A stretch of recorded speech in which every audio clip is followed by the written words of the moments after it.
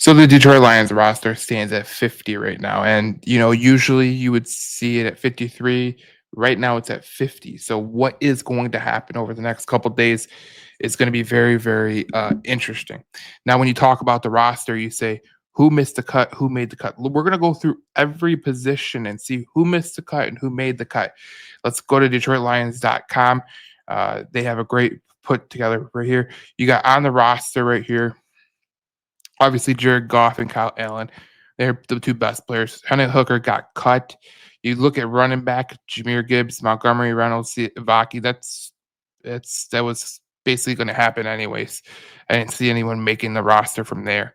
You go to wide receivers. This is where it gets a little bit dicey. Obviously, St. Brown, Jameson Williams, Khalif Raymond, Tim Patrick, Isaac Tesla, and they did keep Dominic Lovett on the roster. You know, when we talked about Dominic Lovett, we were talking about Dominic Lovett as a potential special teams kid.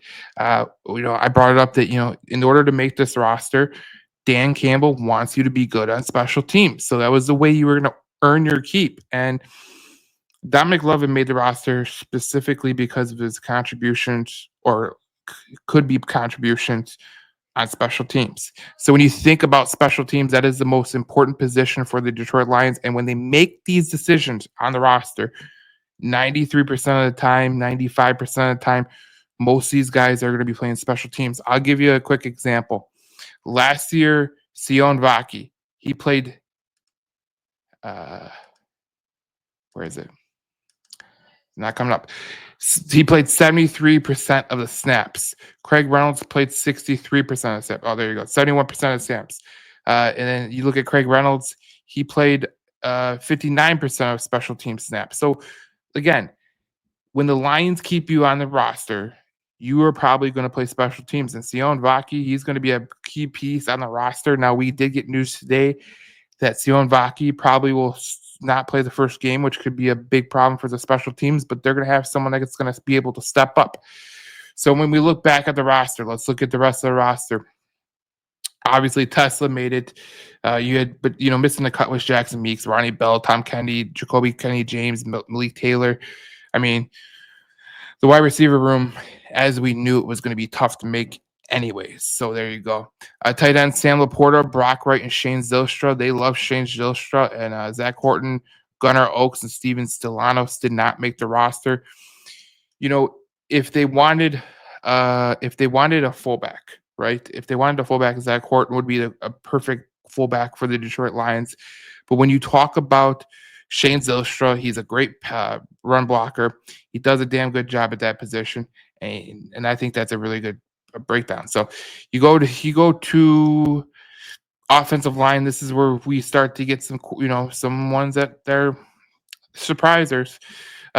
Taylor Decker, Mahogany, Graham Glasgow, Tate Ratledge, Penei Sewell, obviously are going to make the roster.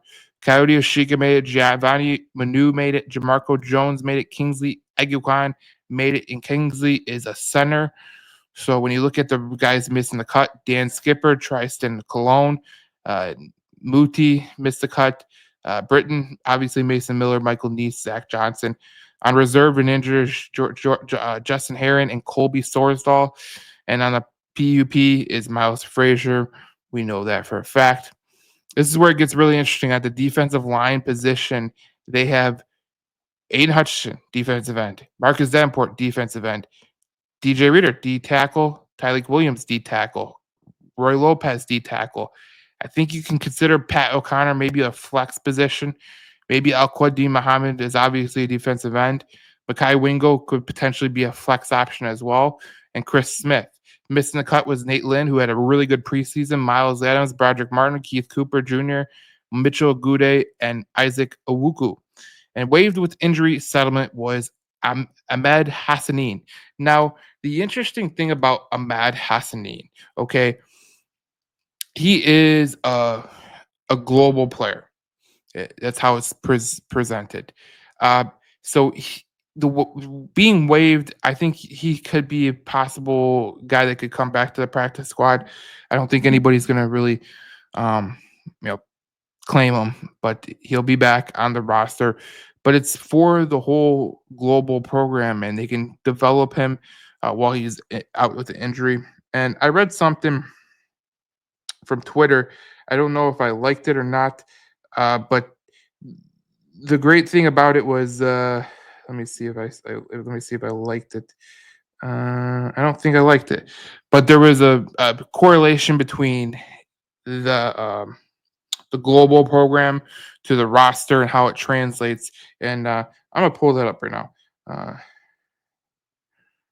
so that's what it is. But uh, this is what it says. There was a great tweet by I'm gonna pull it up right now. Uh, it was Nolan Bianchi. No, that was not him. Sorry for this. I my gut there was it was from Raymond Wittenberg. He says my guess is he's healthy. He joins the practice squad as an international player, allows growth, and he can't be poached. So basically, if Hassanin makes it back to the practice squad for Detroit, he could be an international player. He cannot be poached by other teams. So if any team wants to claim him right now, this is the time to claim him. So that's why that's very interesting. As we go on, obviously there's three defensive ends on the roster. There's got to be someone that's going to be coming up. Obviously, you look at Neil Levi Enrique, they're on BUP, reserve non-football injuries, Josh Pascal. You look at the linebackers: Jack Campbell, Alex Anzalone, Derek Barnes, Grant Stewart, and Zach Cunningham, and Trevor Nowaski. Again, Nowaski's great on special teams. Zach Cunningham really earned his keep on the roster. That's why he's on there. Missing the cut is Anthony Pittman and Deron Gilbert. Uh, on the PUP is Malcolm Rodriguez. Reserved injured Ezekiel Turner. He got hurt and he's on the reserve injured, obviously.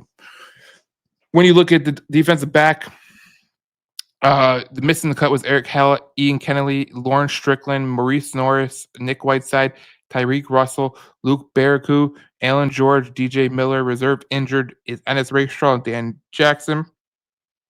And Rock Yassin made the roster. Avante Maddox made the roster. Obviously, with Khalil Dorsey coming back, a special teams guy.